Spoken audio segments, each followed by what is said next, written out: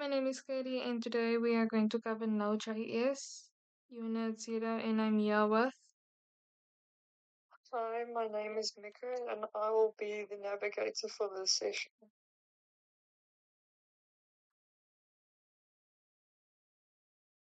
Okay, so I'm going to explain what Node.js is so we can all understand it. So, Node.js is a platform that uses Google Chrome JavaScript engine to run full-fledged applications, transforming JavaScript from a traditional client-side, the front-end scripting language, into a powerful server-side back-end language. So this evolution means that developers can now complete web applications handling data, databases, interactions, and application logic just using JavaScript instead of learning multiple languages. In web development, client-side code is responsible for the user interactions and displaying content in the browser, while the server-side code manages tasks like user authentication, processing operations, and communicating with database. And Node.js bridges these areas, enabling un undefined development experience. So here we have an example. So the client represents the browser on which a user may view in our application.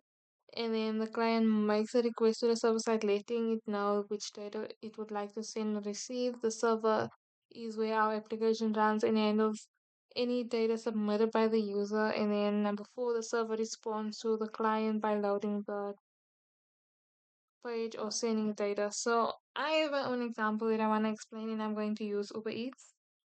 So when we place an order on Uber Eats, on the client side interaction, so when we open the app or the website and we browse through restaurants, and when we select a meal and press order, the Uber Eats sends our request to the service in the back end. So the server side is powered by Node.js, and the order processing goes as follows. So the Node.js receives our order request, and then it processes it, and then it verifies the availability of the restaurant, and then checks if the item is in stock. And then once the order is confirmed, Node.js quickly queries the database to find available drivers near the restaurant. And then using Node.js real-time capabilities, the app sends updates back to us about our order status, like for example, order received, driver is on the way, etc. And the Node.js interacts with Uber Eats database to store our order and then retrieve the restaurant's data and then keeps track of the delivery locations. And then as we track the driver on the app, Node.js provides real-time updates about their location and then the estimated delivery time using WebSockets or similar technologies. And finally, Node.js handles multiple orders and driver connections simultaneously, ensuring Uber Eats operates smoothly even during peak hours. Uh, Now I'm going to explain the Node.js REPL. Basically, over here we were just downloading Node.js and seeing what version we have. So here we have working with the Node.js REPL in the terminal. So the Node.js REPL environment basically stands for read, evaluate, print loop. It's an interactive shell where developers can write JavaScript code executed in real time and see immediate results in the terminal. It's ideal for testing and sandboxing code. To access REPL, type node in the terminal and then the prompt changes to greater than, and you can exit the REPL by typing x.exit or press Ctrl C twice.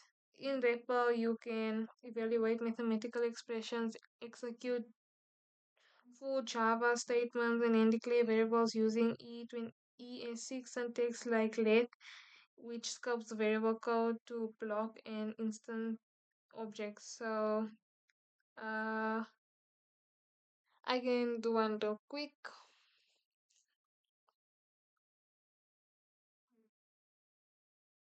So I'm going to open my terminal,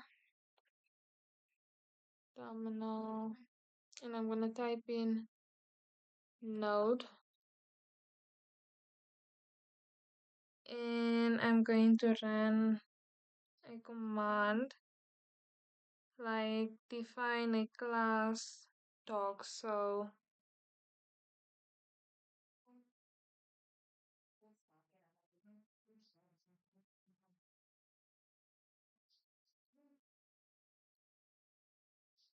let me just see something.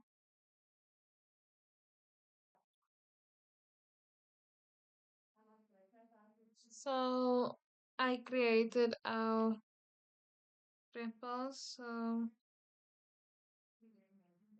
I created a class. So over here, I just entered Node, and then it gave me this welcome to Node.js type and all that. So I created a variable. So I said var car equal to GTI, and then I entered it, and it said undefined, and then I added my variable here, which is car, and the output should be GTI because I made it out my output over here. Moving on,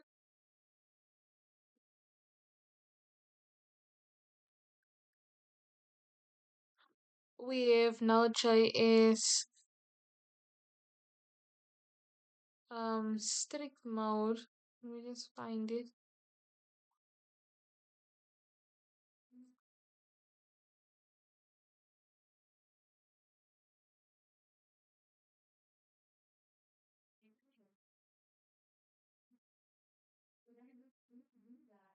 So you're creating a JavaScript file to get started with your first Node.js application. JavaScript print a message in a terminal console. So over here we have strict mode. So in JavaScript you can opt to write the code in strict mode, a mode which casual JavaScript mistakes are caught even when Node.js engines or web browsers you use let those mistakes pass. So here we are going to use the strict mode, and how are we going to do that?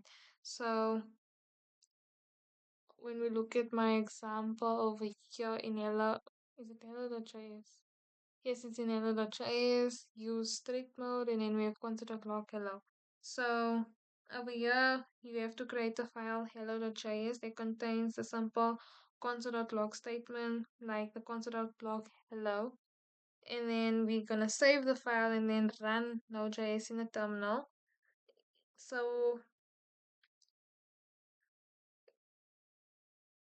and then we have the strict mode. So in JavaScript, this enforces a strict rule, sketching common mistakes like accidentally creating global variables to activate the strict mode includes use strict and at the top of our file. So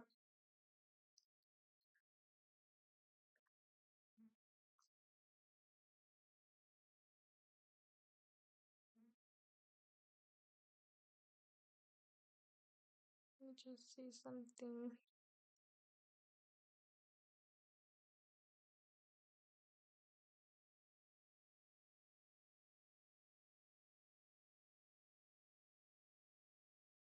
Sorry about that, but we can after we have the strict mode, we can just run it in the terminal. Node, how do we do it? Node um hello.js, and it will appear on the terminal. And then moving on,